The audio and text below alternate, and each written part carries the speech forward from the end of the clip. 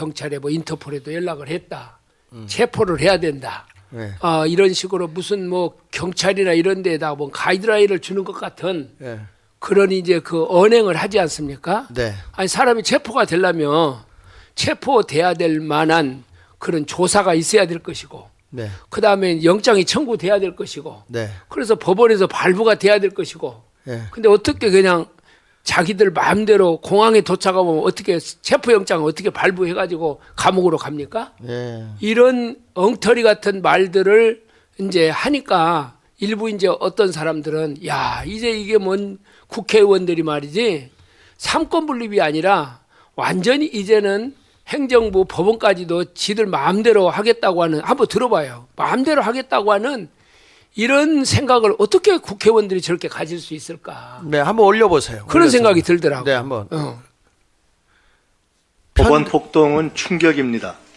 폭력의 직접 책임과 함께 조장선동한 책임, 비호한 책임, 막지 못한 책임을 다 물어야 재발을 막을 수 있습니다. 태극기와 성조기를 흔들며 폭력을 행사하는 모습은 국제적으로도 망신이었습니다.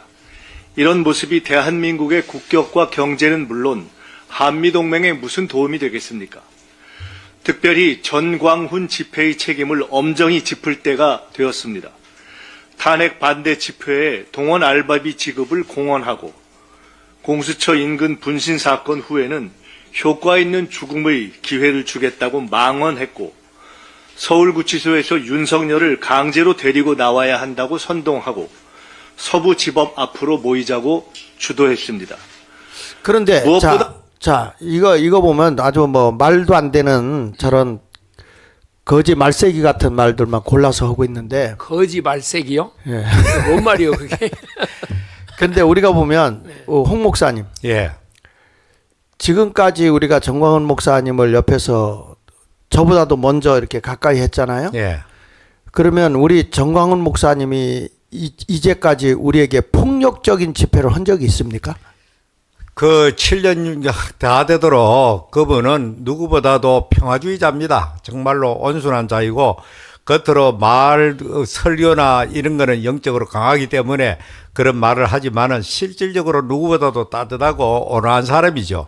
그러니까 폭력과는 정 거리가 먼 사람입니다. 그런데 저거를 갖다가 억지로 어떻게 하든지 간에 이 강화문의 상징적인 존재인 정광훈 목사의 입을 제갈 물리고 이 사람을 어떻게 처리함으로 우리 자유 대한민국과 국민들의 그 분출하는 이것을 근본적으로 차단하려고 하는 거기에서 비롯된 것이다. 이렇게 밖에 볼 수 없고 저 사람들이 지금 하는 일은 뭐 어디 하나 제대로 합법과 그런 절차에 따른 게 있습니까? 대통령마저도 불법과 탈법과 절차를 무시하고 그냥 어거지로 영장을 발부하고 그렇게 억지 수사를 하고 체포하고 이 전 과정이 국민들 앞에 다 그렇게 중계되지 않았습니까? 여기에 대한 반작용으로 국민들이 폭발한 거 아니겠습니까? 네. 무슨 정광훈 목사 한 사람이 말한다고 해가지고 그 거대한 국민들이 함께 모여가지고 국민의 50% 가까이가 이렇게 10%에서 50% 어떻게 올라갑니까 이거? 그건 불가능한 일을 갖다가 말하는 겁니다. 그 전 목사님, 네. 제가 보기에는 이 젊은이들이 정광훈 목사님이 너무 액션과 행동을 취하지 않는다고 해서 자기들이 따로 나가서 집회하겠다고 그랬거든요. 네.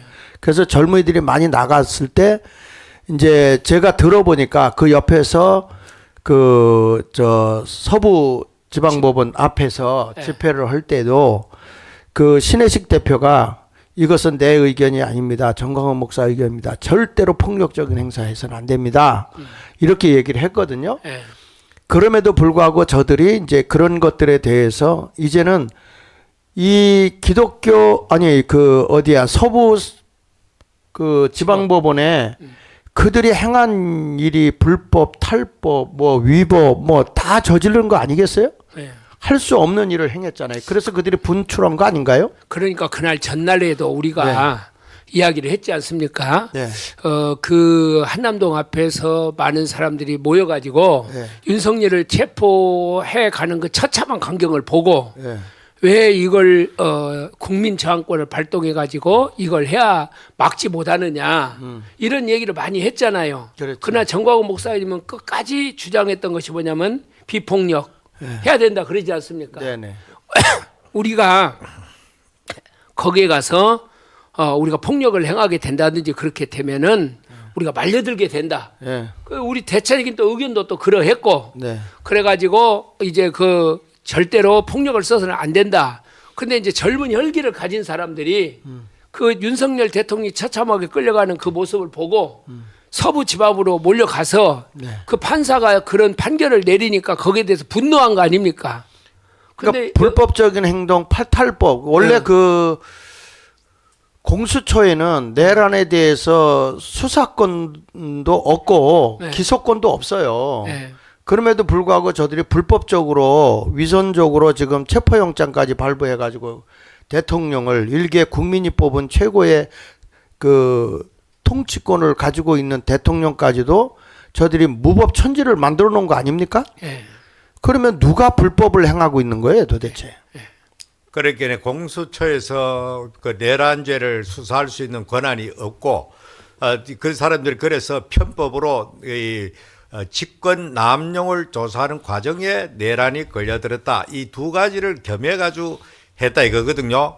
근본적으로 이 현직 대통령은 바로 직권 남용이나 이런 형사 소치를 재임 중에 받지 않습니다. 근본적으로 조사할 수가 없는 거예요. 그러니까 둘 다 이거는 법적으로 전혀 맞지 않은 일을 지금 저질렀기 때문에 그제부터 이제 과거에 검사장 명망이 있는 존경받는 검사장이 이거 전부 잘못됐다. 이거는 법원 판사들도 이번에 조사 받아야 된다. 그리고 자기 후배 검사들 보고도 당신들도 여기에 연루되지 않고 범법 행위 되지 않기 위해서 빨리 이거를 어떻게 지혜롭게 조치해라. 이런 충고를 했고 법원장들도 이거는 분명히 이거는 절차적으로 모든 게 잘못됐다라고 지금 나오고 있지 않습니까? 그러니까 저 사람들이 당황해가지고 이미 일은 저질렀고 막 어떻게 할 수 없어가지고 이랬다 저랬다 막 몸부림치는 것 같아요 제가 볼 때는.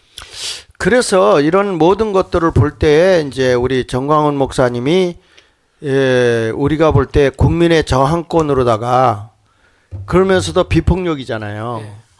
그러니까 우리가 이런 것을 국민들을 일깨우고 나가고 있는데 사람들이 오해하는 게 광화문이 무슨 크게 어떤 그 오는 것을 상당히 부담스러워 하더라고요. 네. 그 왜 그게 부담스러울까? 국민의 계몽 운동을 하고 있고 국민을 깨우치는데 이번에 광화문이 없었다면 우리 윤석열 대통령 지켜낼 수 있겠어요? 이거? 예. 그래서 그 누구야 그 김진홍 목사도 네. 어제 그 유튜브에서 그런 얘기를 하시더라고요.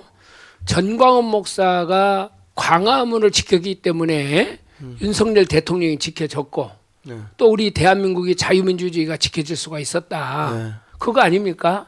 만일에 이 정광훈 목사가 광화문 이승만 광장을 지키지 못했다면 여기가 과거에 했던 것처럼 좌파의 놀이터가 됐을 거 아닙니까? 네. 그리고 JTBC나 MBC에서 막 그걸 방송으로 떠들고 네. 근데 그것에 대해서 이제 그 방송에서 떠드는 그런 것들에 대해서 나중에 지내놓고 보니까 다 가짜 뉴스가 태반 아니었습니까? 맞아요. 근데 그런 것에 대해서 한 번도 거기에 대해서 잘못했다든지 사과한 방송이 없지 않습니까? 그런 것처럼 지금도 똑같이 정광훈 목사의 가장 저는 큰 일이 뭐냐 그러면은 광화문을 지키면서 이 좌파의 그 세력들과 대립각을 이루었다는 거예요. 네. 그래서 지금은 좌파도 우파도 아니고 아까 홍 목사님이 그런 얘기를 하더라고요. 지금은 반국가 세력이냐 국가를 파괴하는 세력의 싸움이냐 이 싸움의 프레임에 우리가 가야지